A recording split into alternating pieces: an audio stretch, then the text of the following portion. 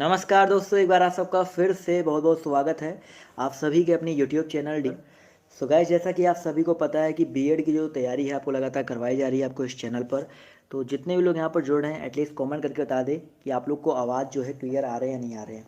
उसके बाद हम लोग करते हैं टेस्ट को स्टार्ट। एक बार सभी लोग जितने भी लोग जुड़े हैं कमेंट करके बता दें, उसके बाद हम लोग क्लास को करेंगे स्टार्ट। और यहाँ पर आज के इस वीडियो में मैं आप सभी के लिए जीके के जी हाँ, तो आज के इस वीडियो में जीके के मोस्ट इंपॉर्टेंट क्वेश्चन लेकर के आए हैं। माफ कीजिएगा। तो इंपॉर्टेंट क्वेश्चन लेकर के आए हैं, ठीक है। और इसका जो पीडीएफ है, जितने भी लोग जुड़ रहे हैं सभी लोग जान ले भाई, इसका पीडीएफ आपको हमारे टेलीग्राम ग्रुप पर मिल जाएगा, तो वहाँ से आप जाकर के पीडीएफ जो है डाउनलोड कर सकते हैं। चलिए, काफ़ी लोग यहाँ पर जुड़ गए हैं, तो सभी को आवाज़ क्लियर आ रही है? एक बार कमेंट बता दिए आप लोग को सबको आवाज़ क्लियर आ रही है। जय हिंद एवरीवन। चलिए, सब कुछ क्लियर है तो स्टार्ट करते हैं पहले क्वेश्चन से। बहुत ही इंपॉर्टेंट क्वेश्चन है पहला आपका। बताइए सर, आनंद मठ पुस्तक के लेखक कौन है? क्वेश्चन नंबर फर्स्ट, सभी लोग जवाब देते हुए चलेंगे। आनंद मठ जो पुस्तक है इसके लेखक कौन है? चलिए, जवाब देखिए यहाँ पर आना शुरू हो गया है, तो बिल्कुल सही जवाब आ रहा है। काफ़ी लोग यहाँ पर बिल्कुल सही जवाब दे रहे हैं। तो याद रखिए दोस्तों, यहाँ पर रविन्द्रनाथ टैगोर और बंकिम चंद्र चट्टोपाध्याय हैं। तो यहाँ पर जितने भी लोग जवाब दे रहे हैं option number B, Bankim Chandra Chattopadhyay या चटर्जी भी कहीं कहीं लिखा रहता है, तो ये जो है इनके द्वारा ही लिखी गई पुस्तक है। तो ऑप्शन नंबर जो इसका बी है वो यहाँ पर बिल्कुल करेक्ट हो जाएगा। अगला क्वेश्चन देखिए क्या कह रहा है कि नाना साहिब का दूसरा नाम क्या था? नाना साहिब का दूसरा नाम क्या था? जल्दी जल्दी क्वेश्चन खत्म करते हैं क्योंकि 9:45 से एक और क्लास स्टार्ट है डीआरडीओ एमटीएस के लिए। नाना साहिब का दूसरा नाम क्या था? जवाब देखिए आना शुरू हो गया। तो याद रखिए दोस्तों, धोंदू पंत था। इनका दूसरा नाम क्या था? धोंदू पंत था। 1857 ईस्वी में जो विद्रोह हुआ था उसका नेतृत्व कानपुर में नाना साहब ने ही किया था। अगला क्वेश्चन देखिए आपसे यहाँ पर क्या कह रहा है कि भाई बाल, लाल और पाल ये प्रमुख नेता थे किसके? बताइए किस पार्टी के? बाल, पाल तथा लाल प्रमुख नेता थे किस पार्टी के? जवाब देखिए क्वेश्चन नंबर 3 का आना शुरू हो गया है। तो याद रखिए कांग्रेस पार्टी के गरम दल के नेता थे। तो ऑप्शन नंबर जो इसका डी है वो यहाँ पर बिल्कुल करेक्ट हो जाएगा। चलिए दोस्तों, आते हैं अगले क्वेश्चन की तरफ। तो देखिए क्या कह रहा है कि पाकिस्तान नाम किसने गढ़ा था? जो पाकिस्तान नाम है बताइए किसने गढ़ा था?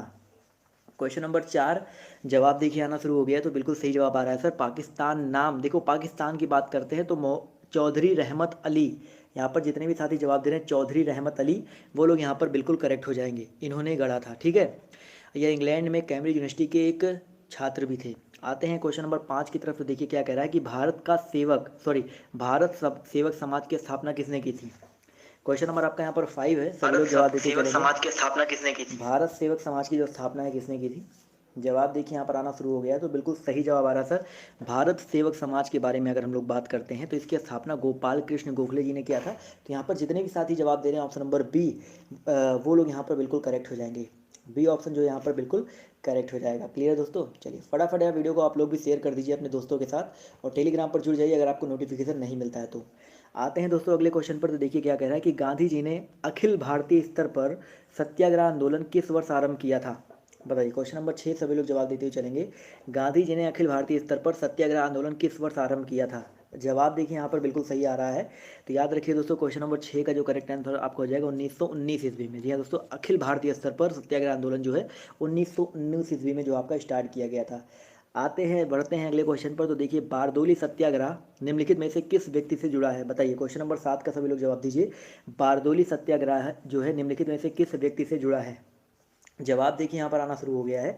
तो बिल्कुल सही जवाब आ रहा है सर, सरदार वल्लभ भाई पटेल। तो यहाँ पर जितने भी साथी जवाब दे रहे हैं सरदार वल्लभ भाई पटेल, वो लोग यहाँ पर बिल्कुल करेक्ट हो जाएंगे। क्लियर है? सबको समझ में आ रहा है ना? बहुत अच्छी बात है। अगला क्वेश्चन देखिए आपसे यहाँ पर क्या कह रहा है, ध्यान से देखिएगा।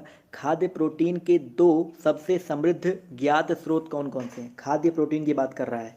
क्वेश्चन नंबर 8 जवाब देते हुए चलेंगे। तो याद रखिए दोस्तों, खाद्य प्रोटीन की अगर हम बात करते हैं तो सोयाबीन में सबसे ज़्यादा आपका प्रोटीन होता है। तो बिल्कुल सही बात, सोयाबीन। और इसके साथ ही साथ यहाँ पर मूंगफली। सोयाबीन अपने आप में एक पूर्ण प्रोटीन ही होता है, ये मान के चलो। तो यहाँ पर ऑप्शन नंबर जो इसका सी है यहाँ पर करेक्ट हो जाएगा।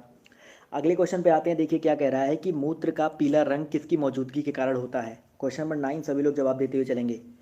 चलिए दोस्तों, 9 का जवाब देखिए आना शुरू हो गया है। तो बिल्कुल सही जवाब आ रहा है सर, यूरोक्रोम। बहुत ही इंपॉर्टेंट क्वेश्चन है, ये यूरोक्रोम की मौजूदगी के कारण होता है। तो ऑप्शन नंबर जो इसका डी है वो यहाँ पर बिल्कुल करेक्ट हो जाएगा।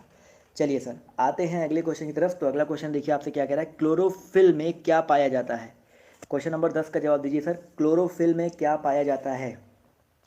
10 का जवाब देखिए आना शुरू हो गया है, तो बिल्कुल सही बात है सर। क्लोरोफिल की अगर हम बात करते हैं तो इसमें पाया जाता है आपका मैग्नीशियम। तो यहाँ पर जितने भी लोग जवाब दे रहे हैं ऑप्शन नंबर बी, वो लोग यहाँ पर बिल्कुल करेक्ट हो जाएंगे दोस्तों। मैग्नीशियम जो है हरी पत्तेदार सब्जियों में पाया जाता है। इसकी खोज जो है सर हम्फ्री डेवी ने किया था 1909 ईस्वी में।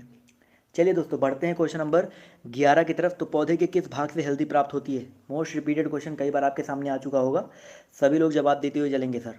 पौधे के किस भाग से हल्दी प्राप्त होती है? जवाब देखिए आना शुरू हो गया है, तो याद रखिए दोस्तों, हल्दी की अगर हम बात करते हैं दोस्तों, ये बेसिकली आपका मूल से प्राप्त होता है, तने से नहीं दोस्तों। यहाँ पर पौधे की जो मूल होती है, जड़ों की गाढ़ों में जो जड़ जो जिसमें जड़ की जो गढ़ होता है उसमें हल्दी मिलती है। तो यहाँ पर जितने भी लोग जवाब दे रहे हैं ऑप्शन नंबर ए, वो लोग यहाँ पर बिल्कुल करेक्ट हो जाएंगे। अगला क्वेश्चन देखिए आपसे यहाँ पर क्या कह रहा है कि वर्ल्ड ट्रेड सेंटर पर आतंकवादी हमला कब हुआ था? वर्ल्ड ट्रेड सेंटर पर आतंकवादी हमला जो है कब हुआ था? क्वेश्चन नंबर 12 जवाब देखिए आना शुरू हो गया है, तो बिल्कुल सही बात है सर। आतंकवादी हमला, ये वर्ल्ड ट्रेड सेंटर कहाँ पे स्थित है भाई? संयुक्त राज्य अमेरिका पर अलकायदा द्वारा ये हमला हुआ था, और 11 सितंबर 2001 को। कब हुआ था दोस्तों? 11 सितंबर 2001 को। तो यहाँ पर जितने भी साथी जवाब दे रहे हैं ऑप्शन नंबर ए, वो लोग यहाँ पर बिल्कुल करेक्ट हो जाएंगे। 11 सितंबर हो जाएगा सर, ठीक है। आते हैं बढ़ते हैं क्वेश्चन नंबर 13 की तरफ। तो देखिए क्या कह रहा है, भारतीय संविधान में धार्मिक स्वतंत्रता का अधिकार वर्णित है। देखिए जो धार्मिक स्वतंत्रता का अधिकार है, जो धर्मनिरपेक्ष राज्य जो घोषित किया गया भारत को, ये कौन से संविधान में जोड़ा गया, कौन से संविधान संशोधन द्वारा? तो जवाब देखिए यहाँ पर आना शुरू हो गया है, तो याद रखिए दोस्तों, वो 13 का जो करेक्ट आंसर हो जाएगा अनुच्छेद 25 से 28। बिल्कुल सही बात है सर, 25 से 28 हो जाएगा, ठीक है। अगला क्वेश्चन देखिए आपसे यहाँ पर क्या कह रहा है कि भारतीय संविधान के अकॉर्डिंग भारत एक देश है। अभी मैंने आपको इसके पहले वाले क्वेश्चन में बताया था कैसा देश है भारत आपका एक। जवाब देखिए आना शुरू हो गया, तो याद रखिए दोस्तों, भारत जो है आपका एक धर्मनिरपेक्ष राज्य है। तो ऑप्शन नंबर जो इसका ए है वो यहाँ पर बिल्कुल करेक्ट हो जाएगा। अभी मैंने बताया ना, भारत संविधान के द्वारा भारत को धर्मनिरपेक्ष राज्य जो है घोषित किया गया है। अगला क्वेश्चन देखिए आपसे क्या कह रहा है कि भारतीय संविधान की उद्देशिका में पंथ निरपेक्ष शब्द, देखिए पंथ निरपेक्ष शब्द किस संवैधानिक संशोधन के द्वारा जोड़ा गया है? क्वेश्चन नंबर 15 सभी लोग जवाब देते हुए चलेंगे। चलिए 15 का जवाब देखिए आना शुरू हो गया, तो बिल्कुल सही बात है सर, 42वें। तो यहाँ पर जितने भी लोग जवाब दे रहे हैं ऑप्शन नंबर बी, वो लोग यहाँ पर बिल्कुल करेक्ट हो जाएंगे दोस्तों। पंथ निरपेक्ष शब्द जो है 42वें संविधान संशोधन के द्वारा जो है जोड़ा गया है। आते हैं बढ़ते हैं अगले क्वेश्चन पर। तो देखिए क्या कह रहा है कि भारत के विदेश नीति का मूल सिद्धांत है। बताइए सर, भारत के विदेश नीति का मूल सिद्धांत है गुटबंदी, साम्राज्यवाद, सस्त्रीकरण या गुट निरपेक्षता? चलिए क्वेश्चन नंबर 16 जवाब देखिए यहाँ पर आना शुरू हो गया है। तो 16 का दोस्तों जो करेक्ट आंसर आपका क्या हो जाएगा? गुट निरपेक्षता। तो यहाँ पर जितने भी लोग जवाब दे रहे हैं ऑप्शन नंबर डी, वो लोग यहाँ पर बिल्कुल करेक्ट हो जाएंगे, गुट निरपेक्षता। क्लियर है। आते हैं बढ़ते हैं अगले क्वेश्चन पर। देखिए क्या कह रहा है कि जंग से बचाने के लिए लोहे से बने पाइपों पर जस्ते की परत चढ़ाने को क्या कहते हैं? क्वेश्चन नंबर 17 सभी लोग जवाब देते हुए चलेंगे। जंग से बचने के लिए लोहे से बनी पाइपों पर जस्ते की परत चढ़ाने को क्या बोलते हैं सर? तो यहाँ पर देखो, वैसे बेसिकली वहाँ पर आप सभी को 17 का जवाब देखिए यहाँ पर आना शुरू हो गया है।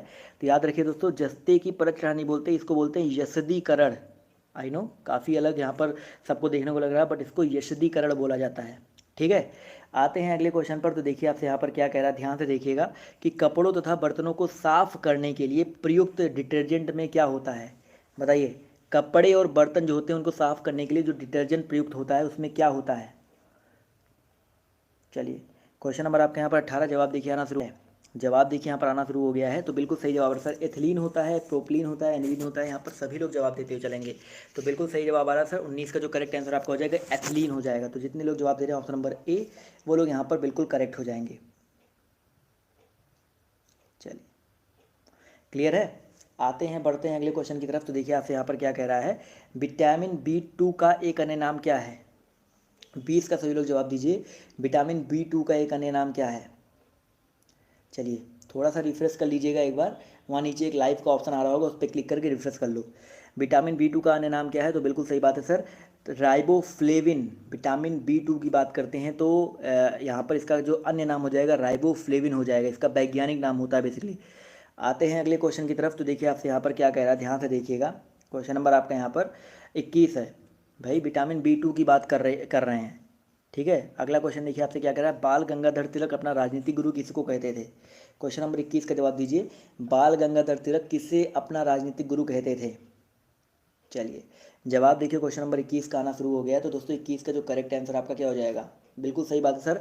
इनको किनको कहा कहते थे? स्वामी विवेकानंद जी को। तो यहाँ पर जितने भी लोग जवाब दे रहे हैं ऑप्शन नंबर ए, वो लोग यहाँ पर बिल्कुल करेक्ट हो जाएंगे। जी हाँ दोस्तों, ऑप्शन नंबर जो इसका ए है वो यहाँ पर बिल्कुल करेक्ट हो जाएगा। अगला क्वेश्चन देखो क्या कह रहा है कि भूदान आंदोलन किसने प्रारंभ किया था? क्वेश्चन नंबर 22 का जवाब दीजिए। भूदान आंदोलन जो है वो किसने स्टार्ट किया था, किसने प्रारंभ किया था? चलिए भैया 22 का जवाब देखिए यहाँ पर आना शुरू हो गया है। तो 22 का दोस्तों जो करेक्ट आंसर आपका हो जाएगा विनोबा भावे। बिल्कुल सही बात है। तो यहाँ पर जितने भी लोग जवाब दे रहे हैं विनोबा भावे, वो लोग यहाँ पर बिल्कुल करेक्ट हो जाएंगे। अगले क्वेश्चन पे आते हैं। देखिए अगला क्वेश्चन क्या कह रहा है कि आज़ाद हिंद फौज का गठन कब हुआ था? क्वेश्चन नंबर आपके यहाँ पर 23 है। आज़ाद हिंद फौज, इसका गठन बताइए कब हुआ था? चलिए क्वेश्चन नंबर आपका यहाँ पर देखिए 23 जवाब देखिए आना शुरू हो गया। तो याद रखिए दोस्तों 23 का जो करेक्ट आंसर आपका हो जाएगा 1942 में। तो आज़ाद हिंद फौज का जो गठन है आपका 1942 ईस्वी में हुआ था। ठीक है, चलिए बढ़ते हैं अगले क्वेश्चन की तरफ। तो अगला क्वेश्चन देखिए आपसे यहाँ पर क्या कह रहा है कि निम्नलिखित में से कौन सा राजनीतिक अधिकार नहीं है? बताइए निम्नलिखित में से कौन सा राजनीतिक अधिकार नहीं है? क्वेश्चन नंबर आपका यहाँ पर 24 जवाब देखिए यहाँ पर आना शुरू हो गया है। तो बिल्कुल सही बात है सर। यहाँ पर जितने भी साथी जवाब दे रहे हैं भैया ऑप्शन नंबर बी, जीवन का अधिकार।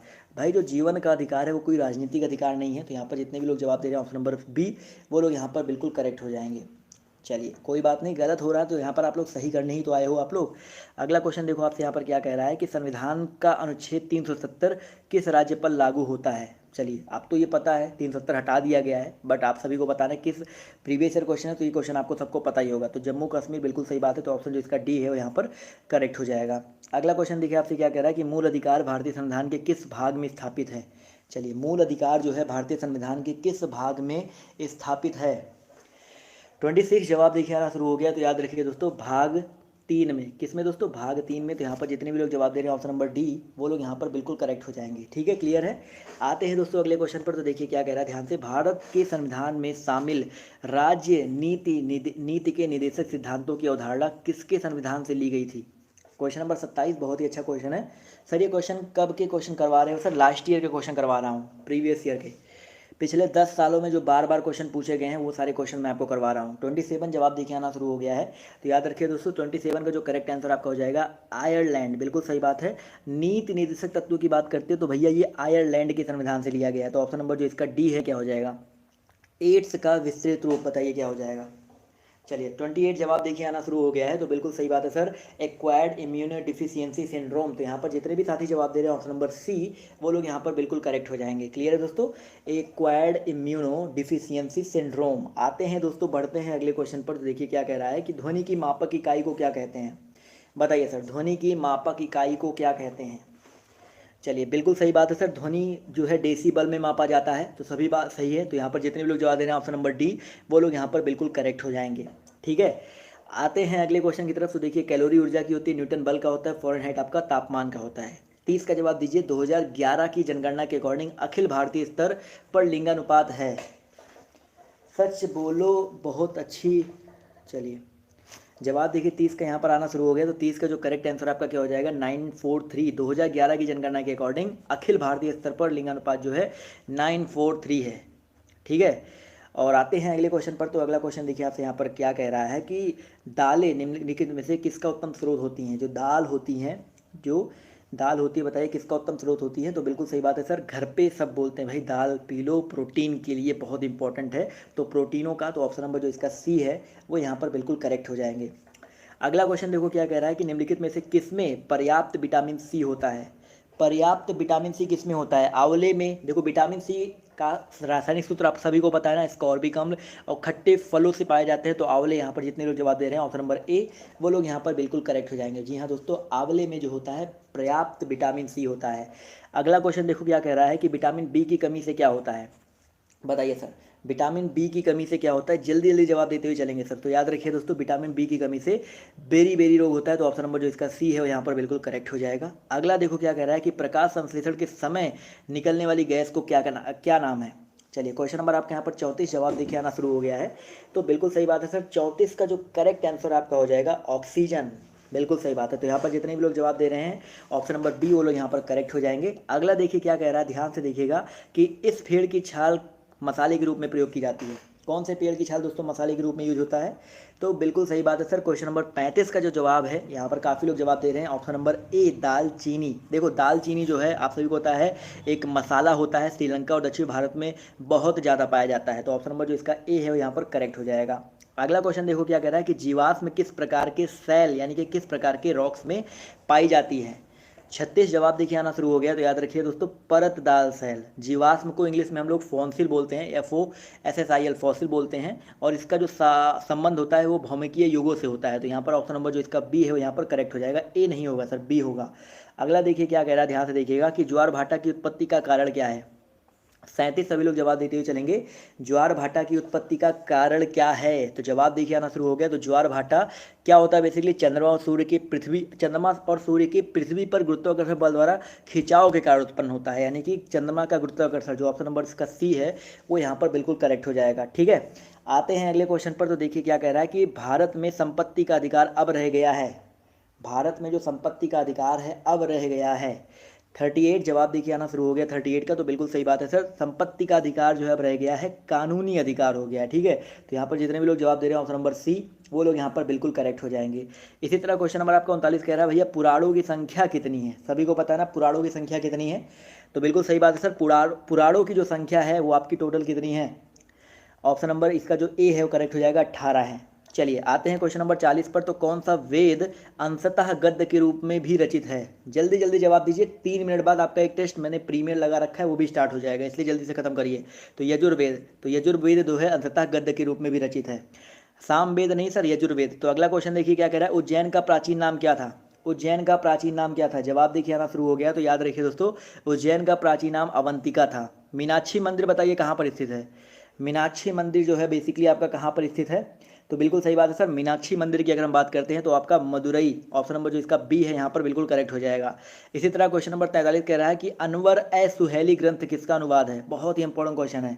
अनवर ए सुहेली ग्रंथ जो है किसका अनुवाद है? जवाब देखिए आना शुरू हो गया। तो याद रखिएगा पंचतंत्र का, बिल्कुल सही बात है। ऑप्शन नंबर जो इसका ए है वो यहाँ पर बिल्कुल करेक्ट हो जाएगा। अगला देखो क्या कह रहा है, नीति आयोग का पदेन अध्यक्ष होता है। नीति आयोग का पदेन अध्यक्ष होता है 44। जवाब देखिए 44 का आना शुरू हो गया है। तो बिल्कुल सही बात है सर, नीति आयोग का जो पदेन अध्यक्ष होता है वो आपका प्रधानमंत्री होता है। ठीक है सर, अगला क्वेश्चन देखिए सर, भारत में फेरा का स्थान ले लिया गया है, बताइए भारत में फेरा का स्थान ले लिया गया है। चलिए, फेरा पहले था और फेरा का जो स्थान है वो ले लिया गया फेमा, तो फेरा को फेमा बोला जाता है। तो याद रखिएगा जितने भी लोग जवाब दे रहे हैं ऑप्शन नंबर ए, वो लोग यहाँ पर बिल्कुल करेक्ट हो जाएंगे। 46 देखिए कह रहा है विश्व की सबसे चौड़ी जल संधि कौन सी है? विश्व की सबसे चौड़ी जल संधि, बिल्कुल सही बात है सर, डेविड जल संधि। याद रखिए जो डेविस जल संधि है दोस्तों, ये विश्व की सबसे चौड़ी जल संधि है। तो ऑप्शन नंबर जो इसका ए है यहाँ पर करेक्ट हो जाएगा। 47 देखिए कह रहा है काला सागर किस देश के दक्षिण में स्थित है? बताइए जो काला सागर है वो किस देश के दक्षिण में स्थित है? 47 का जवाब देखिए आना शुरू हो गया। तो याद रखिए दोस्तों रूस के, बहुत ही इंपॉर्टेंट क्वेश्चन है, रूस के दक्षिण में स्थित है। 48 देखिए क्या कह रहा है कि कालाहारी मरुस्थल किस देश में अवस्थित है?